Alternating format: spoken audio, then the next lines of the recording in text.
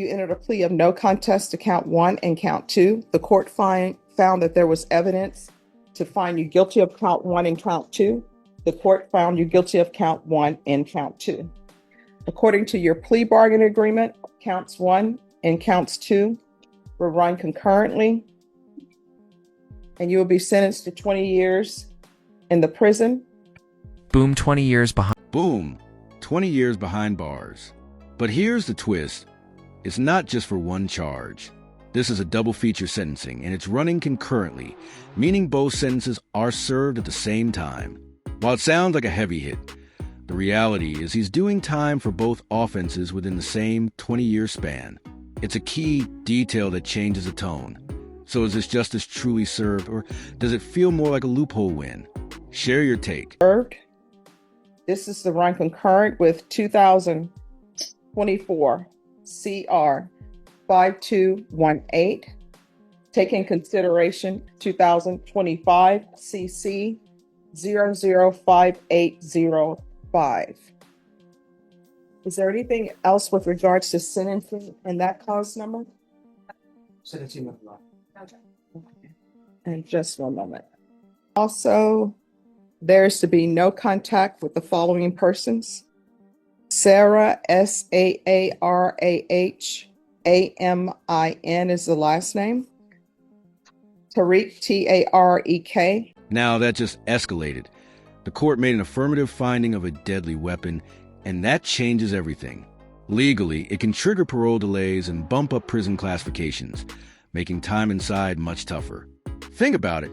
How should the system handle someone whose crime legally involved a deadly weapon? Even if they never physically used it? Is the intent and presence enough to justify harsher consequences? Or should actual use be the deciding factor? ADAN. All right, and that cause number, did you review the document entitled Trial Court Certification? I'm sorry, one other thing. With regards to sentencing, there's an affirmative finding of deadly weapon in count 1 and an affirmative finding of a deadly weapon in count 2. In that cause number, did you review the document entitled Trial Court Certification of Defendant's Rights to Appeal with your attorney? Did you understand it and sign it?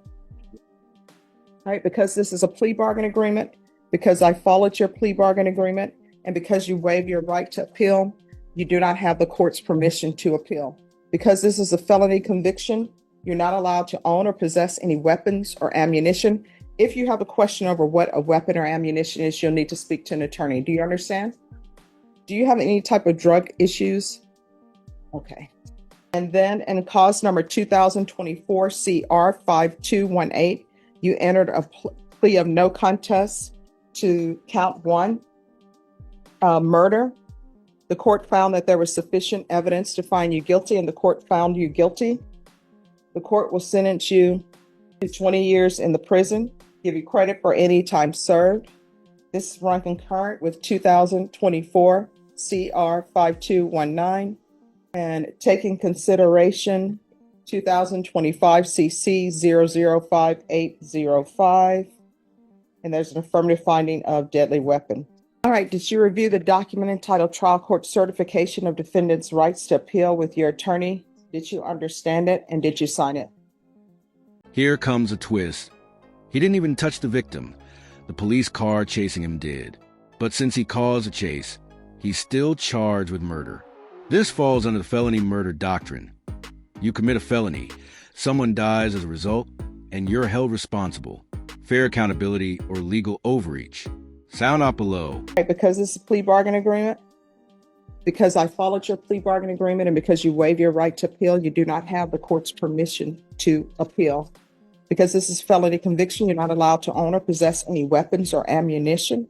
If you have a question over what a weapon or ammunition is, you'll need to speak to an attorney. Do you understand? Mm-hmm. All right, we can go off the record. How old are you? All right, you're 18. Any time that somebody serves is a lot of time.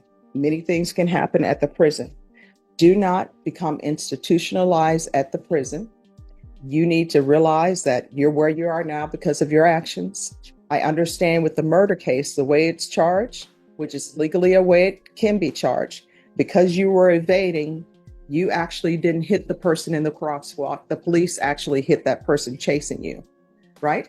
And so when you're sitting at the prison, you're probably going to start thinking, I shouldn't be. This next part is heavy. Victim impact statements aren't just a formality. They're the raw, emotional voices of families forever changed. As you listen, ask yourself, should the pain and grief of the victim's loved ones influence how long someone spends behind bars? But what I can tell you, that's the law, right? So at the prison, you can still get your education. At the prison, you can get some kind of trade so that when you're released from prison, you have some ability to get work. And it's going to be hard for you to find employment because you've been to prison. That's why you need to learn a trade at the prison. I don't know if they still do welding at the prison or not. I had one client who went to prison. He ended up becoming a welder. And there was such a high demand for welders, even though he had been to prison. When he was released, he ended up making more money than I made as an attorney. All right. So there's something you can do with your life, but you need to start thinking about the people you hang around with and how you find yourself to be in the situation that you're in. You understand? So there are two people who are going to be speaking to you, and this is called a victim impact. So they're going to tell you probably how this has impacted their life. I want you to listen and internalize what they're saying. Okay. All right. Watson and Simmons. Let me see if we can get them. Would you call them, please? Because they're in the, here they are.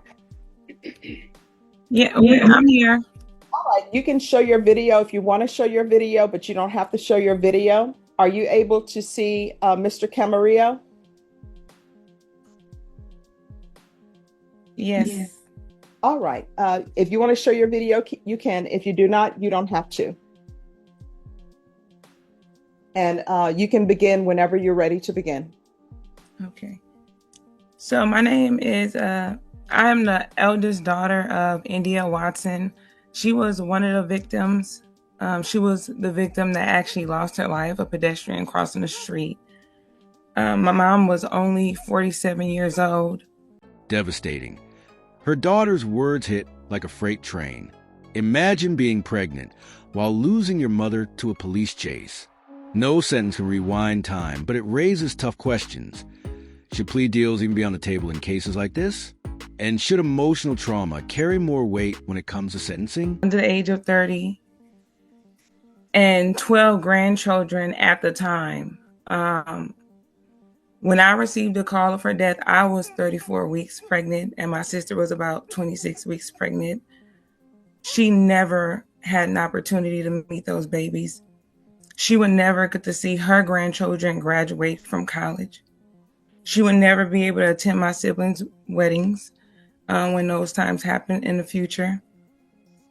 This has been extremely traumatizing on our family to not only lose her so suddenly, but in the manner she was killed. Some of the family had to witness video footage of the accident. Law enforcement was going so fast on the night she was killed that my mom was hit at a fast rate where her body flew into the air before it landed on the ground.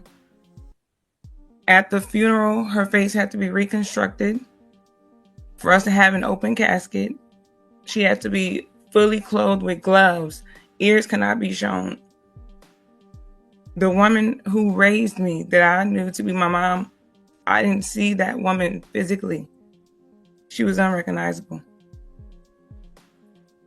While I understand you were not driving a vehicle that collided with my mom, you have a role. The actions you played and the things that you did throughout the day contributed greatly to her death. It is difficult to accept that one day you will walk free and have the opportunity to make new memories with your loved ones.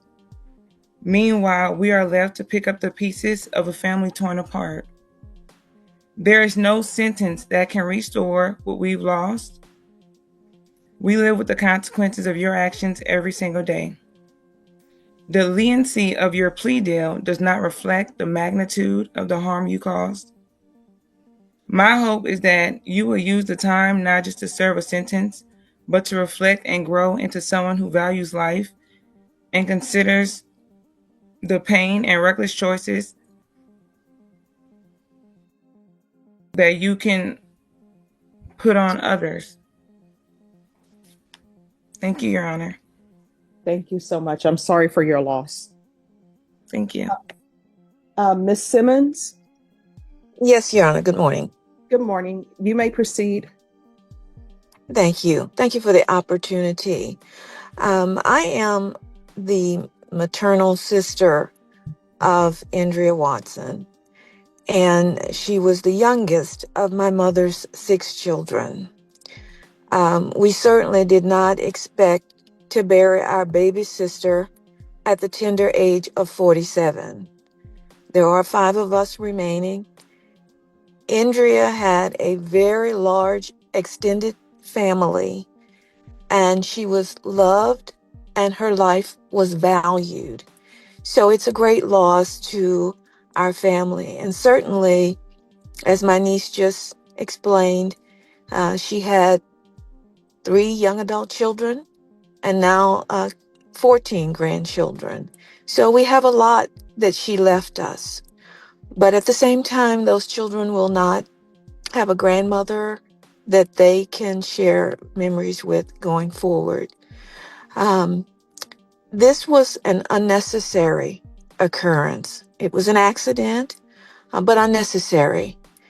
And I do hope that going forward, this is something that you will think about as you'll have time to visit in prison and think about the impact that you had on a lot of people. This is where the judge flips the courtroom into a classroom. She humanizes a loss with a powerful rhetorical gut punch. What if it were your grandmother? In that moment, she forces a defendant and all of us to look beyond the charges and confront the real-life consequences. Powerful stuff. I was very intimately involved in her funeral proceedings. So it was extremely difficult for me. I had a lot of emotional and psychological impact of which I'm in therapy for. And I encourage all of my family to do the same because we have been in great pain for over a year now, and we're still suffering from the loss of our loved one. So it continues to be a difficult situation. The wounds are reopened